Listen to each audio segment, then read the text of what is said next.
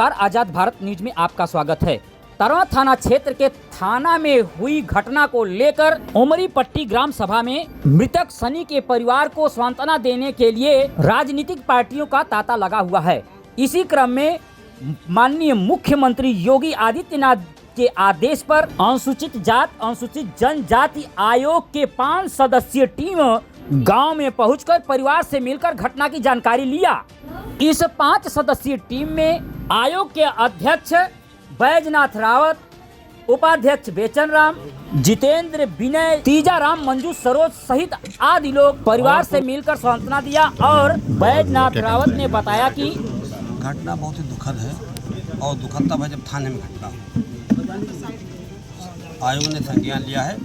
माननीय मुख्यमंत्री जी के निर्देश पर हम लोग यहाँ आए और आप सब जानते हो कि पीड़ित से भी हमने बात किया है और अभी कुछ जानकारी लेना बाकी बचा है।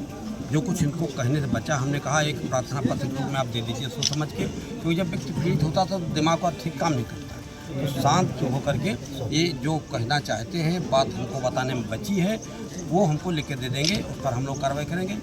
और पुलिस प्रशासन की तरफ से स्थानीय पुलिस के खिलाफ एक मुकदमा लिखा और संबंधित धाराओं में लिखा है, तो उस पर भी कार्रवाई होगी। अगर कुछ और से कुछ कार्रवाई बचती है आयोग के स्तर से या मुख्यमंत्री स्तर से, तो उसमें कार्रवाई भी की जाएगी। और पीड़ित परिवार को जो नैतिकता के नाते नियमानुसार अनुदान मिलता है, तो 8.25 लाख रुपया को एक दिया जाएगा। मुख्यमंत्री विवेकाधीन कोष से भी 5 लाख की बात हो रही है। भूमि के पट्टे की भी बात की जा रही है। एसडीएम साहब मौजूद हैं, जमीन की उपलब्धता देख लें।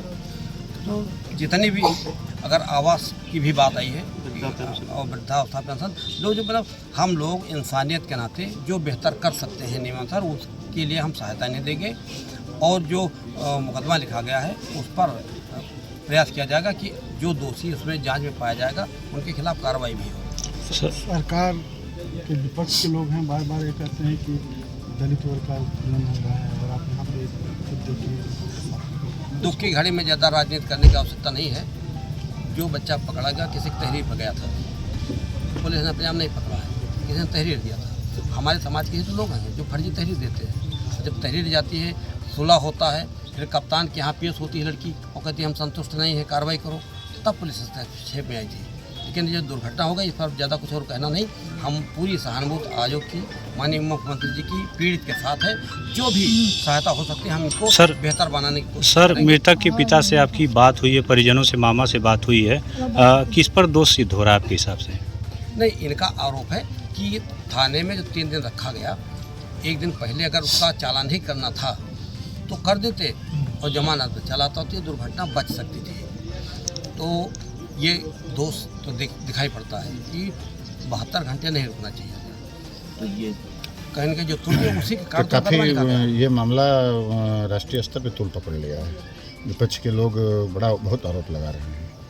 नहीं, हाँ आरोप, लेकिन आरोप तब जब कार्रवाई न हो। पुलिस पर ही मुकदमा लिख दिया।